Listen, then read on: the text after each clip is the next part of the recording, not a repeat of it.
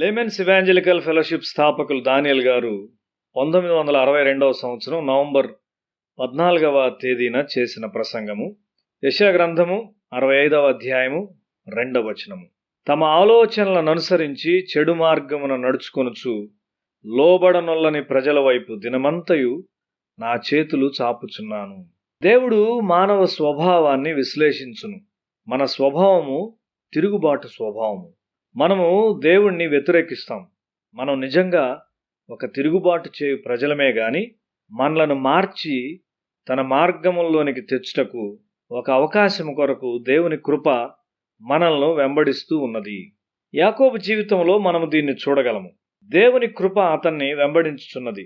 ఎల్లప్పుడూ దేవునికి వ్యతిరేకముగా తన చిత్తమును చేయుచు అతడు ఒక తిరుగుబాటు స్వభావం గలవానిగా ఉన్నాడు. దేవుని తలంపులు చాలా ఉన్నతమైనవి. దేవుని కృప మనలను వెంటాడుచు మనకు నూతన విషయాలను బయలుపరుస్తూ ఉండగా మన తలంపులు ఆయన తలంపుల వైపునకు ఎత్తబడును. మన తలంపులు ఆయన తలంపులు ఒకే విధముగా ఉండుట ఒక గొప్ప విజయం. దేవుని తలంపులతో మన తలంపులు మిళితము కాకుండా వ్యతిరేకముగా పోరాడునది మన స్వభావమే. నాకిష్టము కాని దాని కోరితిరి అని 12వ వచనంలో దేవుడు చెప్తూ ఉన్నాడు. ఒక బిడ్డ ఒక తప్పైన విషయాన్ని ఎంచుకొనుట తల్లి చూచినప్పుడు ఆమె విచారపడును. పిల్లలు ఇంటిలోని ప్రతిదానిని నిర్వహించుట మంచిది కాదు. కొన్ని సంవత్సరాల క్రిందట ఒకసారి నా చిన్న కుమారునికి అందేలాగా నా షేవింగ్ బ్లేడ్ను వదిలిపెట్టాను. నా కుమారుడు తన మునివేళ్ల మీద నిలబడి ఆ బ్లేడ్ను అందుకొని తన వేలిని గాయపరుచుకున్నాడు. మనము స్వతహాగా తప్పైన విషయాలను ఎంచుకుని వారంగా ఉంటాము. దేవుని రాజ్యంలో మనము చేయకూడని విషయాలు చాలా ఉన్నాయి. అక్కడ గొప్ప కృప మరియు గొప్ప శక్తి ఉన్నవి. ఎవరో ఒక గొప్ప ప్రసంగం చేస్తారు. నీవు ఆ విధంగా బోధించాలని కోరుతావు. ఆ గొప్ప ప్రసంగం ద్వారా మార్పు చెందిన ప్రజలను నీవు బలపరచగలవా? ఆ ప్రసంగం ద్వారా ముట్టబడిన చాలామంది బోధకునికి ప్రాముఖ్యతనివ్వచ్చు. ఆ మహిమను నీవు వ్యతిరేకించగలవా? చాలా తరచుగా ప్రజలు నా ప్రసంగమునకు నా పేరును కలుపుచుంటారు. నేను విచారపడతాను. ఆ ప్రసంగాలు దేవునివి. అవి దేవునికి మహిమనివ్వాలి. చాలామంది గొప్ప దైవజనులను అనుకరించాలని కోరుచుంటారు. వారి స్థాయిలో నిన్ను నీవు నిర్వహించుకొనగలవా? సాధు సుందర్ సింగ్ బోధించుటకు దక్షిణ ఇండియా వచ్చినప్పుడు నేను ఆయనతో టిబెట్ వెళ్ళి ఒక హతసాక్షిగా చనిపోవాలని కోరాను. విజయవాడ చలిని భరించలేని నేను టిబెట్ వెళ్ళాలని కోరాను. మాట్లాడుట సులభమే. మనం ఎక్కడ ప్రారంభించాలో అక్కడే ప్రారంభించాలి. యాకోబు చాలా దీవెనలు కోరాడు.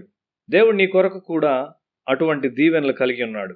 నీ హృదయం మార్పు నొందిన తరువాత ఆ దీవెనలను నీ చేతికి ఇవ్వాలని ఆయన నిన్ను వెంబడించున్నాడు. అయితే నీ తిరుగుబాటు హృదయమును సరిచేయుటకు నీవు ఆయన్ను అనుమతించట్లేదు. దేవునికి చెందని తలంపులను నీవు తీసివేయట్లేదు. గొర్రెలను పెంచుట్లో యాకోబునకు ఎంతో నేర్పరితనాన్ని దేవుడిచ్చాడు. అయితే ఆ నేర్పరితనం యొక్క ఫలము అతనికి సమాధానము మరియు ఆనందాన్ని ఇవ్వలేదు.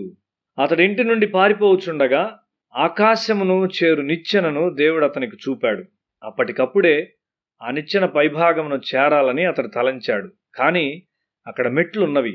అతడు మొదటి మెట్టును కూడా ఎక్కలేదు. ఇది దేవుని గృహము అని చెప్పాడు. తన పాపముల కొరకు అతడెన్నడూ పశ్చాత్తాపడలేదు. తనతో జీవితంలో ఎల్లప్పుడూ ఉండే దేవుని యొక్క అవసరతను అతను ఎన్నడూ గ్రహించలేదు. మన అవసరత ఏమై ఉన్నది? అది దేవుడే. దేవుడు మనకు తోడుగా ఉన్నట్లయితే మన అవసరతలన్నీ తీర్చబడతాయి. యాకోబు కుటుంబము సంగతి ఏమిటి? తన కుటుంబమునకు సహాయం చేయ స్థితిలోనికి అతడు వచ్చాడా? లేదు. దాని కొరకు దేవుని తలంపులు అతనికి అవసరమై ఉన్నవి. అతడు దేవుని తలంపులు కలిగి ఉండలేదు. ఆ రాత్రి దేవునితో పెనుగులాడిన తరువాత యాకోబు దేవునితో తన కుటుంబం యొద్దకు తిరిగి వచ్చాడు. నీవు దేవుణ్ణి కలుసుకున్నావా? ప్రతిదినము నీవు మరియు నీ భార్య కలిసి ప్రార్థించినప్పుడు దేవుని యొక్క తలంపులను మీరు ప్రార్థించే ఒక దినం వచ్చును. ఇప్పుడు నేను నా భార్య కలిసి ప్రార్థించినప్పుడు దేవుని తలంపుల యొక్క ప్రవాహములో ఈదుచున్నట్టుగా మేము భావిస్తాం. అదెంతో దీవెనకరమైనది. నీవు ప్రార్థించినప్పుడు దేవుని యొక్క చిత్తములో ప్రార్థిస్తావు.